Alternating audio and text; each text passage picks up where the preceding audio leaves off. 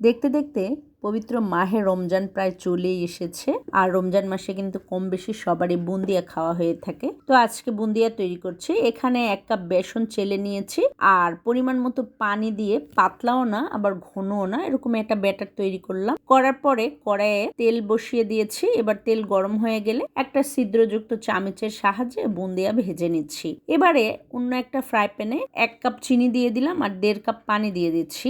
আর থেতো করে 2টা এলাচ দিয়ে দিলাম আর সামান্য একটু ফুড কালার। পানির বলক 2 থেকে 3 মিনিট ওঠার পরে একটু লেবুর রস দিয়ে দিলাম। দেওয়ার পরে ভেজে রাখা বুন্দিয়াগুলো দিয়ে দিচ্ছি। দিয়ে একটু নেড়ে চেড়ে চিনির পানিটা শুকিয়ে আসলে 5 মিনিটের জন্য ঢাকনা বন্ধ করে দিব। 5 মিনিট পরে দেখেন বুন্দিয়া একদমই রেডি, কতটা ঝরঝরে হয়েছে। ছুট ঝামেলা ছাড়াই তৈরি হয়ে গেল দোকানের মতো ঝরঝরে বুন্দিয়া। রেসিপি ভালো লাগলে পেজ ফলো করবেন। আল্লাহ হাফেজ।